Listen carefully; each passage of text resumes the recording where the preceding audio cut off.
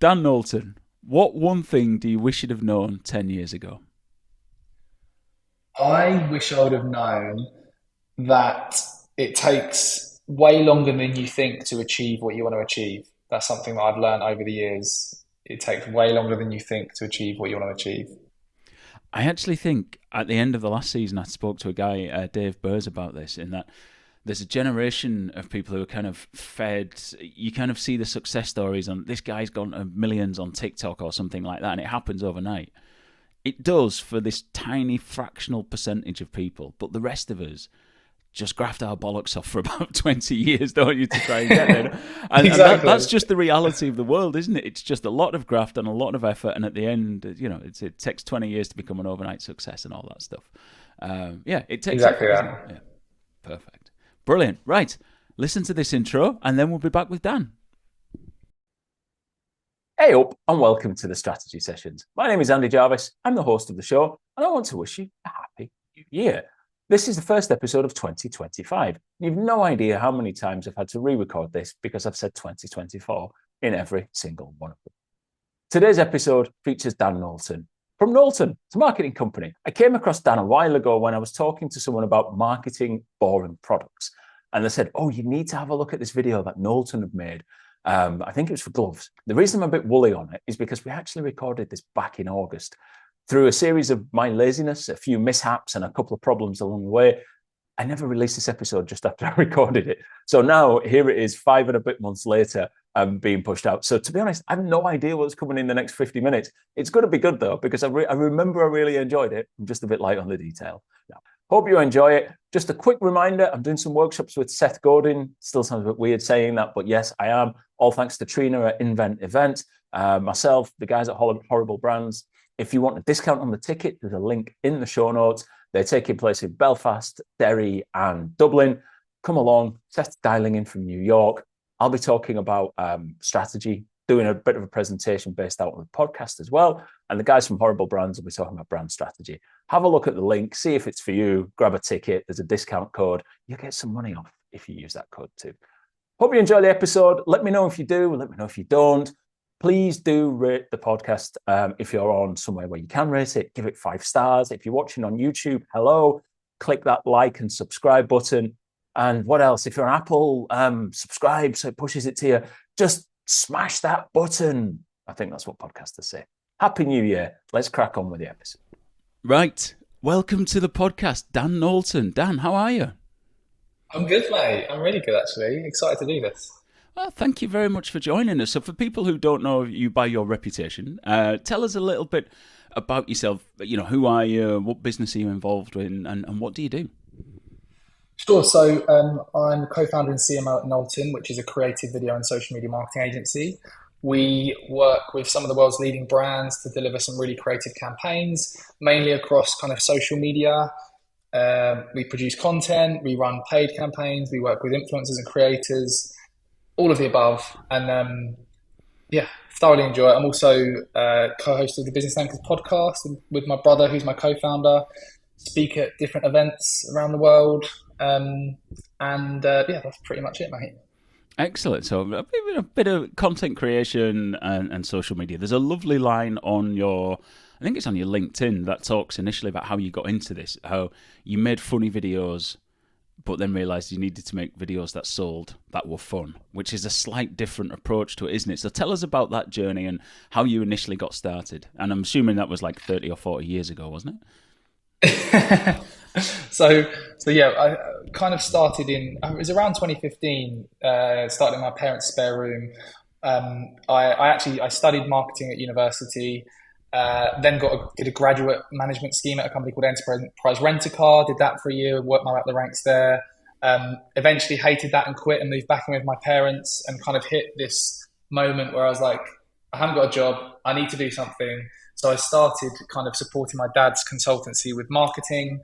And then my brother also hated his job and quit. And we both started, creating content in our sort of parents' spare room. We knew that we needed to start to win customers. So we thought, let's start creating content. And it was mainly just funny, entertaining videos that didn't work that well. And then in kind of 2017, after trying lots of different things, we sort of discovered this unique approach to marketing that we call advertainment or entertaining advertising, and it kind of spirals from there. Okay. And I think, you're probably not the only younger marketer who's gone and go, let's just make something funny that makes people laugh. And, being ignored is probably the biggest crime in marketing. So it feels like there's some sense in that. But what were the key points that you realised what were the bits that were missing in the funny videos that you've then sort of systematized and made into a process that you use for clients now? Yeah, I think the thing that led up to that point was just trying lots of things and them not working to help us get to the point of like, something's not quite working here. So we spent the first couple of years. Sorry, Dan. Sorry, I'm going to have to interrupt. We call that test and learn now, so it makes it sound more scientific. It wasn't just getting stuff wrong. You have to call it test and learn because that's science behind it then. So that's what we do in marketing. We test and learn. That's it. Iterate. That's all it is. Sorry. Yeah. Cool. So yeah, we did a lot of test and learn and tried lots of different things. And a lot of it wasn't working as well as we'd hoped for the first couple of years. It was doing all right and we were like doing okay.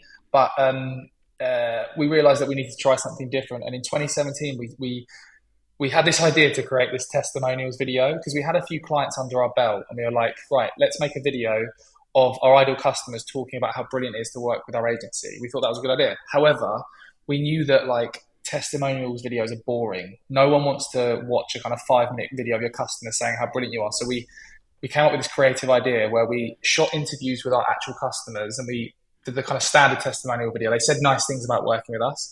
But what we also did was we dressed up as, my brother and I, as different characters pretending to be our own customers, sort of with a comedic script talking about how brilliant it is to work with ourselves. And we cut the fake interviews in between the real interviews.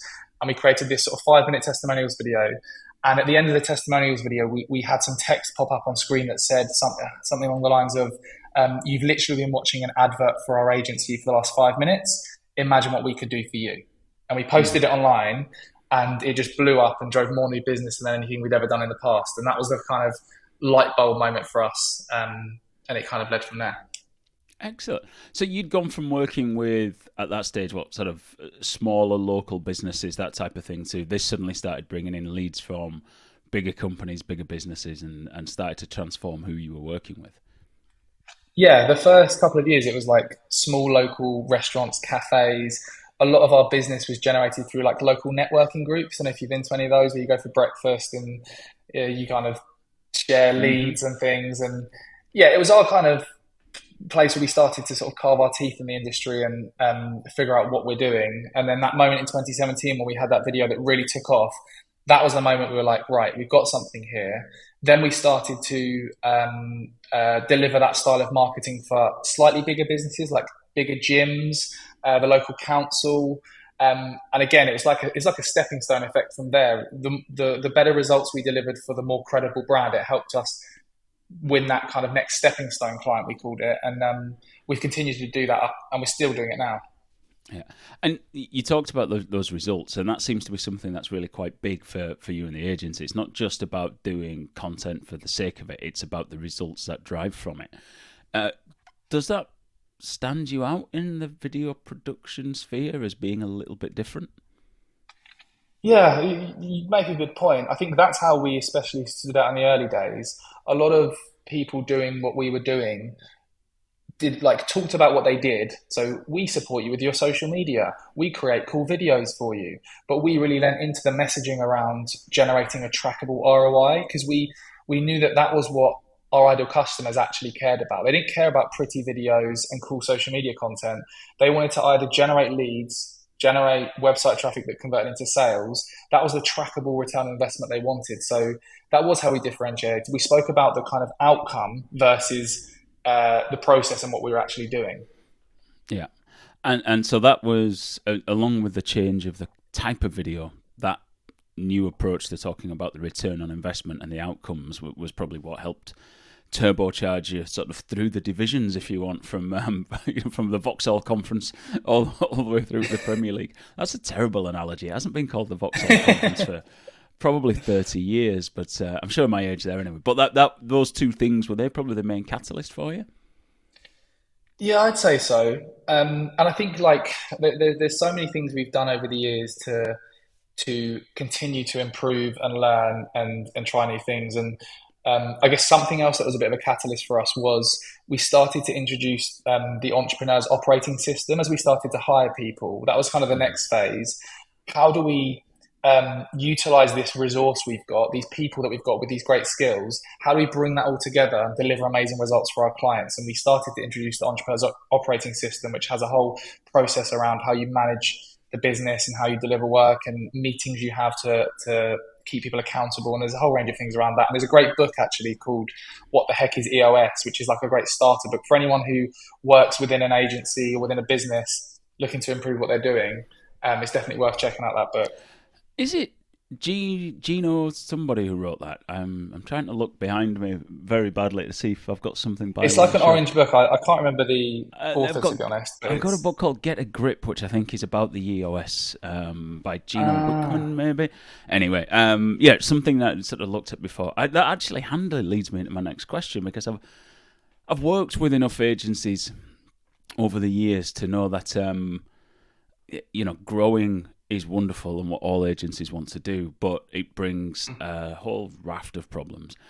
Growing businesses, getting the right people, staying true to your mission, all that sort of stuff. How have you managed to do that then? If it's gone from just you and your brother in a bedroom through to yeah. what sort of size are you now?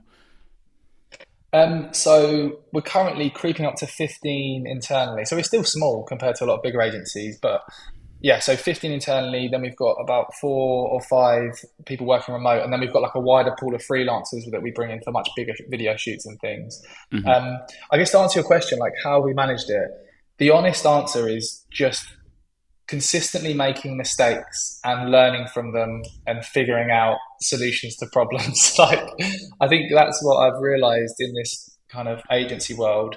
All it is, I don't say all it is, there's lots to it, but all it is consistently trying to make improvements on what you're doing. And that's what Lloyd and I really focus on. And I think that's the thing that's helped us progress even quicker now is being better at identifying problems and solving them quickly and like doing that on repeat constantly, constantly, Hmm. constantly, constantly.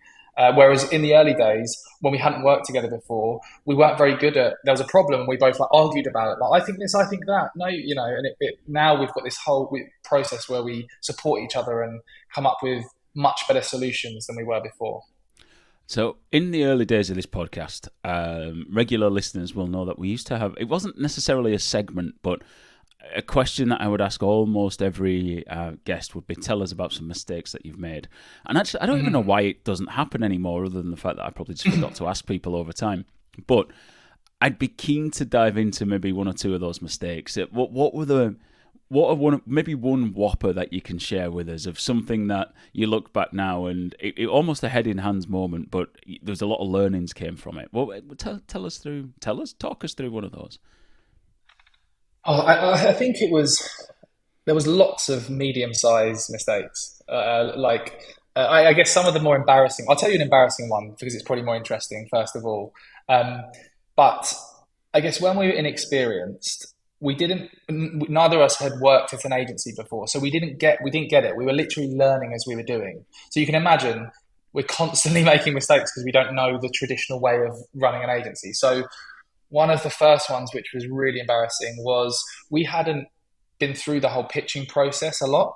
So the whole process of a customer saying, we're trying to solve this problem, present how you can help us. So we had this discovery call with quite a big client and potential customer in Brighton, had a nice chat. They said, yeah, come to our office, come and see us, and we'll have a chat about it.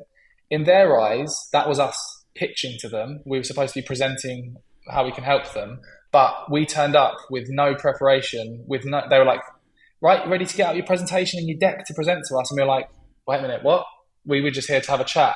And that was very embarrassing because then we drove 2 hours there each way to realize we'd completely fluffed it up. Yeah, excellent Uh, work, excellent work. I've definitely told this story before. Mine is the first time I was responsible for sending a huge mail out, which was to the entire database, which was probably about 80,000 people at the time, 2004, 5, something like that. And we had to run some checks to take a couple of people out of the database, like people who were in the business who, didn't need to get it because they knew what was going on. And the way I used to do this was order the data alphabetically and then just sort of search for their names and delete them row by row. That was it, dead easy. So I did this to the database, deleted the names, sent it off, and out went 80,000 mail shots to 80,000 people. Never had a better response to any mail campaign ever. The phone lines lit up 2 days later. It was incredible. I was like, we're going to be selling all the tickets. Turns out what I'd actually done, I hadn't reordered the whole database. I'd just reordered the last names. So we'd sent out 80,000 mailers and everybody's last name was wrong. I obviously because I'd only deleted the lines with the last name, I hadn't taken out, I was in professional sport at Durham Cricket Club, so I'd not deleted the chairman from the email or the first team coach or anything like that. And so we sent it out and everybody was wrong. The phones just went into meltdown. And it's a cricket club, right? So you've got lots of retired university lecturers with nothing else to do other than to sort of ring up all day going, hello, I just wanted to point out your mistake. Oh, no. Yeah. They're the worst. Oh, yeah. It was great fun. I spent, I think, about 3 days just answering the phone down with the ticket office because we didn't have enough staff to deal with that volume of calls either. So I did a hell of a learning. I think that's one we've all done, the whole some kind of email muck up. I remember when we had this creative approach where we would create a list of the top influencers in a certain niche to help, and then let them know they've been featured in this list, and then it would help drive traffic to our website. It was this unique approach we were sort of using. And one time, all these really big influencers in different niches, we had this automated tool that directly messaged them, and all like the whole first name. Merge tag, it was just still said first name, and you just want the world to swallow you up. There's all these really influential people in the marketing space, and I'm there sending a hey first name message. Yeah, bad. Hey first name. And the worst thing about that is that depending on when you sent that, unfortunately, the marketing bros found out that if you send an email and deliberately make a mess of it, and then send a follow-up email with, oh, we've made a mistake, the open rate on that we've made a mistake email is probably twice what your original email was. So once the marketing bros worked that out, they started deliberately sending shit emails at first, so then they could follow them up with oh, look, we got this wrong. Hey, now we've got you. I don't get that. So this is where I think a lot of marketing metrics are a load of BS. Yes, your open rate's higher, but it doesn't actually help you achieve your overall outcome of driving sales. It's like when you get spam emails where people make the subject line important invoice failed, or something that your personal phone's been attacked. You go into it, it's only joking. This is a marketing email. It's that's not working because yes, I've opened it and the open through rates are good, but I will never do business with you or buy anything from you because I don't trust you. You've completely lost my trust. You know what I mean? It doesn't make sense. Now all I want to do is set fire to your house. That's it. And that's where we are. Yeah, listen, I hate it, and I actually hate how marketers report on those metrics as well. I tell, and I've done bits of work with agencies, and when I work with companies as well, I tell every marketer, or almost every marketer I work with, that your reports are upside down. They all start with these great metrics like open rate was this and click-through rate was this, or traffic to the website was X, and we did this and Y and this, and then somewhere down the bottom of the pyramid is the number of sales. Mm-hmm. You present that to someone senior in your organisation, and the only bit they're interested in is the number with a pound sign at the beginning.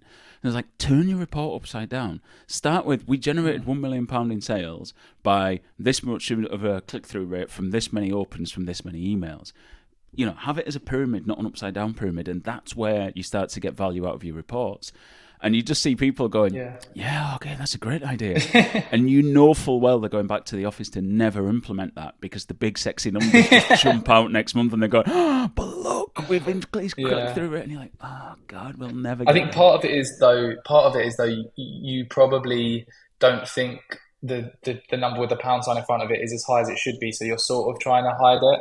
I'm guessing that's the idea of putting all this other stuff in front of it and then leaving that to the bottom. But for people that aren't doing that, I think that they should. Yeah, that's a brilliant tip. But business owners aren't stupid, and chief executives aren't stupid, and everyone in the business isn't stupid, right? They know how much they're spending on marketing, and they know how many widgets are going out the door. So they know where the problem is somewhere along the line. So hiding it never helps you. Throwing a terrible sales number right at the top of the report with, this number's terrible, here's what we did, here's what we think we could have done, and here's what we're going to do next month. Stick all that, don't try and fluff your way through with bullshit. Don't go, yes, but 1 million people watched us on YouTube. Yeah, but how many did we sell? Andy, you make such a good point. Like, you're reminding me of, we have management meetings with our dad every month because he used to run a business, and he sort of sticks his nose in and advises us. And I remember when, back in the day, when we first had these, I kind of did exactly this, was inexperienced at doing these meetings, didn't prepare properly, turned up without fully knowing the data and trying to fudge the numbers. And it was the worst experience ever. I'd get grilled with, what's this? Why is that happening? I didn't have a plan to get out of it. Whereas eventually I learned, even if the numbers aren't where they need to be, exactly what you've just said, showing that you have a plan to get them where they should be, then it's like, they can't grill you too much because you've given them the plan, and go to that meeting with the plan. So not only did you get rinsed by a non-exec in a board meeting, you got rinsed by your dad in that board meeting as well. That must be like a double share. And then it's like, right, shall we? What are we having for tea? Just sort of shuffled down. Trust me, some of these meetings got heated. Yeah, but it's I like, it reminds me, like, the times in the business and my career and stuff when I felt the worst. Things have gone terribly, and I felt like an emotion of, this is horrendous, I never want this to happen again. That's when I've taken action and like figured out a plan so that never happens again. And they're the memorable moments that, you were like an example earlier, they're going to go back with that upside down pyramid and not implement it. It's because there was no big emotional impact that made them think, if the person at that meeting really had a go at them or made them feel like they're really small, or that would have impacted them enough to make them take action. And I think that's what's happened to me. All those moments throughout my career where things have really hit the fan, it's like, I don't want that to happen again. I'm sure you've experienced similar things, Andy. Absolutely. And look, I shit feedback is probably the biggest curse in business, in that many people will nod and smile at you while you're presenting something, and then either never give you any feedback. That often happens in a pitch process, which is deeply irritating, but that's maybe for another day. But even if you're an agency or even in-house, people just say, oh, right, okay, that's interesting, and nod, and then move and move on, leave the room. I think if you don't give people that feedback, as uncomfortable as it can feel sometimes, to go, look, actually, this just isn't good enough. This is not where we need to be. When you give that feedback, A, what you do is you get better responses next time you're in that meeting, and B, the person on the other end learns from that. Because if you don't learn if you go, oh, that was all right. Because next time you go and prepare exactly the same way for the meeting, and you just undermine the trust, and then you're out the door. Oh, well, I thought this relationship was going really well. No, it wasn't. So, that lack of feedback, and I know it can be difficult to give people feedback. And when I run workshops and various things, I always say to people, give me, one area you really liked in this workshop and one area I can improve. People will give you 3, 4, 5 good things and then say, right, what about the improvement? Oh, no, it was all great. I was like, no, we're not leaving the room until you give me one area. And you can see the look on people's faces. They're anxious and they're like, oh, no, but it wasn't really bad, but I'm like, they qualify it and they qualify. Some people just go, you lost us in that bit. And that's brilliant. You're like, oh, I never realised that. Thank you. Tell me a little, where did it went at that bit? And then you came, right, perfect. Yeah. That's all I need to know. Thank you very much. And that feedback is golden. Absolute golden. Yeah. You reminded me again, Andy, of like things throughout growing our agency that have really helped around feedback. So we went through a period a few years ago where our like conversion rate of pitch to customer was dropping. It was like falling off a cliff, and we're like, something's happening here, and we need to understand what it is. Why is people suddenly not wanting to work with us? And we started to send a survey out, like a lost deal survey, to everyone we pitched who didn't work with us. An anonymous survey, so it had to be anonymous, and they would give us feedback on all the things like what they didn't like about the pitch, why did they go with someone else, what were they looking for that wasn't there. That information completely made us revamp how we pitch, what we talk about, how we present it. And completely changed our business, getting that feedback at that point. Another one is getting feedback. We've been working a lot over the last couple of years on our account management with our customers. One of the things we realized is most of our revenue comes from repeat business, comes from customers who want to spend more with us. And a few years ago, we realized we're not doing anything to consistently get feedback to understand how happy they are, what can we do to improve. And since we started a few years ago, getting that feedback, regularly asking them, how are things going? What's not happening that you want to happen, and continue to get that feedback. Then we started to actually understand the changes we needed to make to grow the account. Whereas before we were just oblivious, oh, you don't want to renew the contract, So it works really well. I heard a story. Now I've told this story to several agencies, and no one's ever been brave enough to do it. But I heard a story once of an agency. I think it was in the US years ago, who had a really good customer retention policy. That it was something along the lines of, if you're not happy with our service in any month, don't pay the invoice. But there's a caveat to that. Is one, you have to have a face-to-face meeting with us and tell us why you're not paying the invoice. Two, you have to give us 3 months to fix it. So what they would basically set up was an early warning system. Was that instead of getting to the end of the contract where you got, look, we're just not renewing with you. If you'd had a problem in a month or a series of problems and they were so pissed off that they didn't want to, they're like, look, Dan, we're just not paying you this month. Come in and we'll tell you why. Because by the time they've hit that point, they will give you everything. This isn't good enough. That's not good enough. This isn't good. But part of that deal is they can get away with paying your fee that month, but they have to give you, I don't know if it was 3 or 6 months, but it wasn't a contract end. It was, okay, you tell us the problems and then we'll fix them for you. And it was, so basically it cost you 1 month's revenue to keep that client, often for a much longer period, because if you didn't do that, you were going to lose them at the end of the contract anyway, and they were gone, and you were like, oh, why did they leave? We don't know. They haven't told us. They've moved on. So it was an interesting, but it's a bold move, right? Because you've still got salaries to pay, and you've still got overheads to do, and someone going, oh yeah, we're not paying you that, and you're like, oh, okay, and it'll always land at that busy month where you've just invested in something as well. So, but it was a really interesting tip. That's clever. Yeah, there you go. You can roll that out next month anyway. So. So while we're talking about, you've kind of hinted and touched on some of the stuff your agency does, and one of the things I'm interested in is when someone said to me, you've got to talk to Dan, I was like, okay, let's have a look. And you've got Barry from Eastenders on your website. And at that point, I was like, okay, this can come on the podcast. If you're not in the UK, Barry from Eastenders is, how would you describe him? I'm sure everyone knows what Eastenders is, but how would you describe Barry from Eastenders? He's an iconic TV star from the 90s. When... growing up in the 90s, everyone watched EastEnders, which was like a drama series, the most famous drama series pretty much in the UK. And he was one of the lead characters that everyone would tune into each week to watch him. So he's very well known in the 90s, and he's made more of a comeback now where he's doing things like karaoke. He's got this karaoke thing he does that goes viral.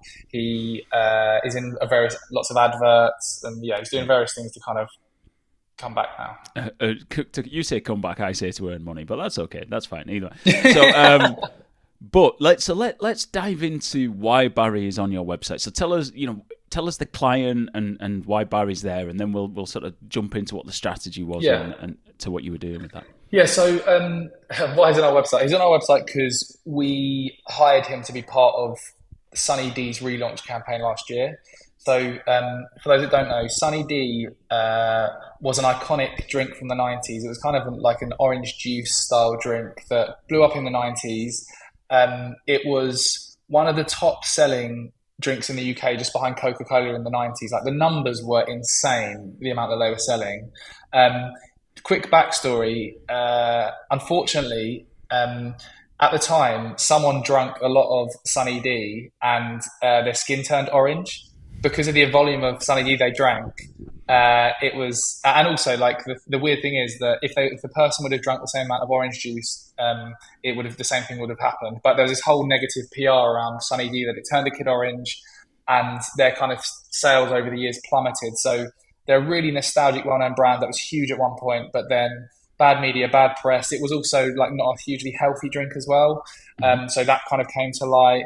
And then they were still selling in the UK, but nowhere near the volume. And then last year they approached us to support them with coming up with a creative relaunch campaign, and we did a whole range of things that we can discuss. Yeah, so Sunny Delight is still huge in the States as far as I know, and anyone of a certain vintage will probably remember Sunny D hitting the shelves and, as you say, became a bit of an icon. I've just managed to find some stats here. It was the 12th best-selling grocery product in the UK, not just drinks, grocery product, full stop. Mad, isn't it? So it was just incredible. So, right, okay. So they're coming back with a bit of a relaunch. What problem did they come to you to solve? Were you looking after everything? Talk us through the sort of strategy phase of this project. So the problem they wanted solving was they wanted more people to understand that Sunny D was still a thing. Like, there was this amazing brand in the 90s, kind of died to death. Now they had a revitalized recipe that was much healthier. And they wanted to let the world know that they ultimately, the way they put it to us is they wanted more people thinking and talking about Sunny D. Yeah, that was the basic objective. Top of funnel awareness at this stage is that the brand is back. We're relaunching. We've got to get back into people's psyche before we look at conversion and all that sort of stuff. We've got to get people going. Sunny Delight is back. Exactly. Sunny D. Did I call it Sunny Delight? I did. Has that gone? Is it not allowed to be Sunny Delight anymore? Yeah, it's Sunny D now. It used to be called Sunny Delight, but it's Sunny D now. Gotcha. So there's a rebrand in there, there's a relaunch, and there's a new recipe as well.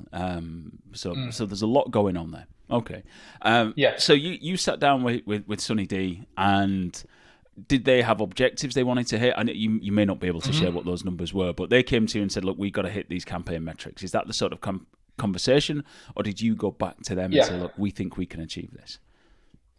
Exactly that. So we got incredibly excited, set up a meeting, had a discovery session. We asked lots of questions, understood what they were looking to achieve, who they were targeting. They were heavily focused on the millennial audience. That was who they wanted to be purchasing Sunny D.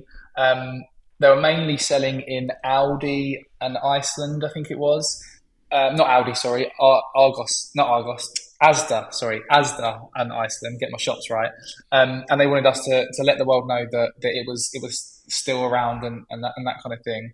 And we went away and came up with a range of ideas. Some of these ideas were mental, but our agency is known for doing things that are very kind of out there and memorable. So we presented a whole range of things, some completely wacky, some less wacky. They clung on to this sort of nostalgic campaign that we presented. The whole campaign was around, the campaign was called It's Still a Thing. So like hashtag It's Still a Thing across all the campaign, because we wanted people to think, oh, Sunny D, I remember that. And the messaging like, it's still a thing. Oh, I can go and buy that. So that was the kind of messaging.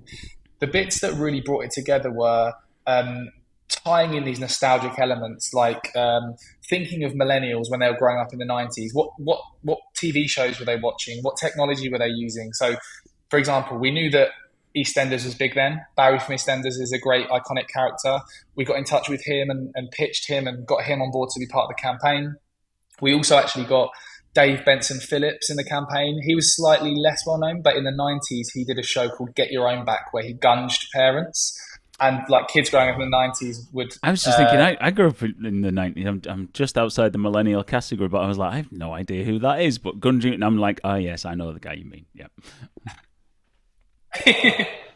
So it was interesting, like going through the process of speaking to all these celebrities and things and finding out what they'll charge you and how it would work. And we came to an agreement that these two, we did research and found that they were best fit for the target market. We wrote lots of scripts around and tying in nostalgic elements, so talking about things like Tamagotchis, Nokia 3310s, PlayStation 1s. It was all tied into this script. Clever references to EastEnders back in the 90s, because for example Barry had this big story where he was breaking up with Janine, who tried to kill him, and there's all famous scenes from that. We also did a parody of the famous Coca-Cola advert where there's a guy taking his top off in outside, and there's people looking on to him, and he's like a really good looking guy, and he's pouring all the Coca-Cola on him. We did a parody with Barry from EastEnders doing that with Sunny D, taking his top off and stuff. It was really, I know, like sort of talking about our own campaign, but it really was a good campaign. Created a whole range of pieces of content, launched it across social, a variety of channels, and yeah, it did incredibly well. So back to the beginning of that. First, you said you pitched a couple of different ideas and concepts. Now, I know some agencies are like, no, we pitched the concept. We've done our research, we pitched this, off we go. But you've done a range of them. Is that is that how you kind of regularly approach this, or was this a big opportunity? So you threw all everything? No, good question. To be honest, normally, like even now, we'll present usually 1 to 3 concepts, like that we're like, these are really good. This for us was such a big opportunity that we put a lot of resource into coming up with like 8 to 10 concepts that we loved, all of them, and we were really bought into.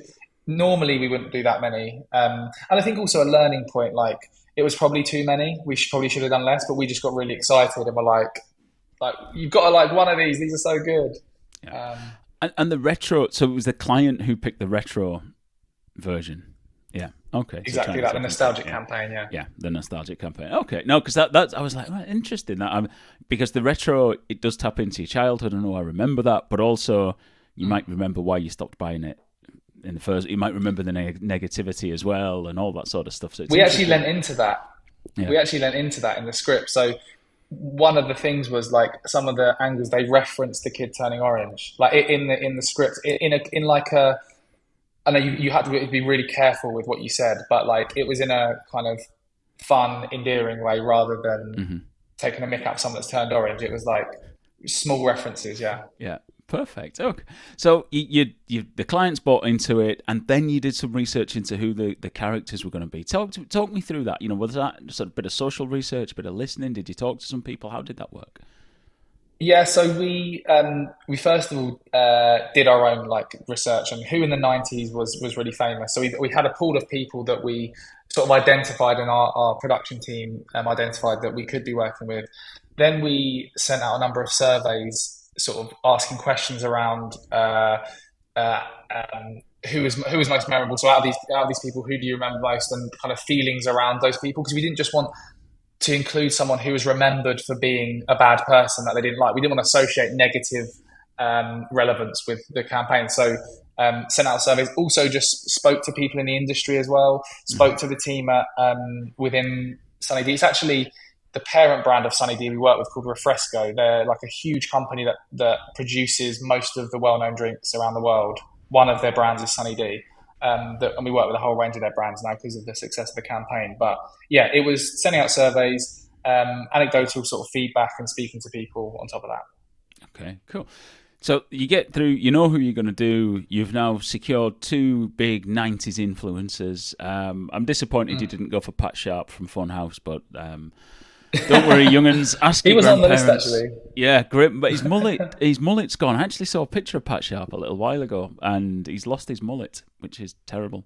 Nice. I only reference that because my brother was actually on Funhouse. The biggest, oh wow, iconic. The biggest bugbear ever in my house was that I've never been on Funhouse, and he had. It was painful having to watch him. I'm like, oh yeah, well done. Yeah, but I'm not bitter. I promise, I'm not bitter. I am. So the client's bought into it. You've got the sign off. You've got Barry on board and everything else ready to go. You do the shoot. You push it out on social. Is it a social only campaign? Is it just? Is this in the days? What year is this? Was organic social still a thing, or had it completely died by then and it was all paid social and from there? No, it was a combination of organic and paid. It was launched last year. I'm trying to remember when. The beginning of last year, I'm pretty sure it was. So it was organic and paid. Okay. And were you managing all the paid element of it as well? Were you sort of in full control of the whole campaign? Yes. 360 of it? Yeah, perfect. Yes. Perfect. Yeah. So you've launched it. Do you have that moment where you press the big red button that marked go, and then you go, right, what's going to happen now? Or was it right out of the blocks of success? What were you sort of testing and learning and tweaking stuff along the way? Or, how did that work? Yeah. So we had there was a whole teaser campaign leading up to it where we were talking about it and teasing it that was doing okay. And then we had probably 12 20 to 25 pieces of video creative that were part of this campaign with Sean and Dave Benson Phillips in, and we didn't know which of them was going to work well and which wasn't. And they were obviously going out over a period of a few months. So from memory, I think some of the first videos we posted did okay. Like they didn't like take over the world. So we were like, oh, this is so good. Come on, social. Come on, do your thing. And it did okay. But then as the campaign went on and we posted more content, some of the pieces of content we thought, like, we didn't think were the main videos absolutely blew up and did incredibly well. And that's when we were like, yes, this is working. And a number of things started to happen. So Lad Bible picked up the campaign. So Lad Bible it's a huge media organization. They have huge reach. So we were on Lad Bible. Once Lad Bible picked up, then we got in like the Mail Online. And that started to really boost things because they linked back to the videos. They talked about the campaign. On top of that, the brand actually, we were talking about building awareness. On top of that, not only did it build awareness, some very big sort of distributors, I can't mention who they are, but huge distributors that are top 5 distributors for like this kind of product, got in touch with the brand and asked to stock the product again just as this campaign was going live. So it was like another massive sort of, it's working for us. Because I think, in there's How Brands Grow is somewhere over there on the bookshelf as well. And is it? Or maybe it's downstairs. Anyway, there's a copy of How Brands Grow somewhere in the house. We talk about mental and physical availability. And I think that's a really important thing because when you're driving that top of funnel awareness, it's great to do that job. And people go, oh yeah, I want a sunny day. But if you can't find it next time you go to the shop, there's just so many other distractions and flashing lights. I heard that a US, like a Walmart or something, has something like 80,000 SKUs in it. And, when markets, people think of our product, and it's like there's 80,000 other things flashing at you in a Walmart. I don't know if Tesco and Asda would be that big here, but that's a lot of things jostling for your attention. So if it's not available wherever you go, then you're going to struggle to be able to, to have that end-to-end success of a campaign. But yeah, it works. So it's working for the client. They've got more distribution coming through. You're starting to see the numbers pick up. Were there any channels that you were thinking, this is actually working really well here and we weren't expecting it? Was it sort of a nostalgia works really well on Facebook, even though people are like, oh, Facebook's dead? Or, was it still or just equally good across every channel? Yeah, I think, I'm trying to remember now. I think TikTok, some of the videos really took off. I think it was weird, like different videos took off on different platforms. So overall, it seemed like, because it was on Insta, Facebook and TikTok were the kind of 3 core platforms. I think originally some of the videos started taking off on TikTok, and then other videos that maybe appealed to a different audience that were on that platform then started to take off. So there wasn't a key kind of channel that took off. I think it was more like which videos took off, which I found interesting. Like some of the main ones that we put all this time and energy into, like did okay. And then it was like, for example, one of the videos where it was the sort of Coca-Cola parody that I mentioned with him taking his top off, that did incredibly well. And like, I wasn't expecting that to really blow up because it was a shorter video. It didn't have as many sort of references and that kind of thing. And there's a few examples like that really surprised me. But I think that was the thing with creating a variety of styles of content. It gave us the opportunity for at least a number of them to blow up. Yeah. Excellent. So you sort of sat in the war room at the end, or as the campaign's rolling through to its close, and you're writing the reports, or you're putting the deck together for the final presentation. Hopefully, you remembered to do it upside down and put the big number, put the important number at the top. But what were the sort of headlines that you were looking at there? And again, I know you might not be able to share specific numbers, but can you give us a feel for how well the campaign performed? Did it overachieve what you'd set out to do? Give us a kind of a feel for that. Yeah, so it's grown since we did this reporting because it was last year and it's continued to get traction. But at the time of the reporting, it had over 10 million impressions. There was like 900,000 engagements across social. Then there was the other little bits about the distributors who had got in touch, some very well-known distributors with the brand at the time the campaign was going live. So again, that wasn't necessarily like they called us up and said, put us in touch with the brand. It was like it happened at the same time that the brand was, the campaign was live, and they hadn't never got in touch before. Take the credit for it. Take the credit for it. Absolutely. Yeah, no, I know. Yeah, I kind of do, but you know. We once did a campaign. This years ago. We did a campaign with a manufacturer. Let's call them that, and we'd done a couple of customer interviews and talked to some people, and I think I've been to one of their offices. And to give you an idea of when this was, everybody was still using USB sticks to move data and files around and stuff like that. So we had this company's product which was a big product, but it was quite nice. It was interesting looking, let's put it that way. So we had it manufactured at ridiculous cost for the time into a USB stick. So it was a mini version of it, and we had about 250 made, and shipped from China. And I remember thinking, good God, I hope this works, because we'd just spent like half of the budget. Because it was ludicrous. We're talking about 2013, 14 maybe, and the cost was like, oh my God. Extortionate, and they probably only held about 16 gig or something of data. So anyway, so we sent them out to these key clients, we're just like, here's the thing. And it was something that they used.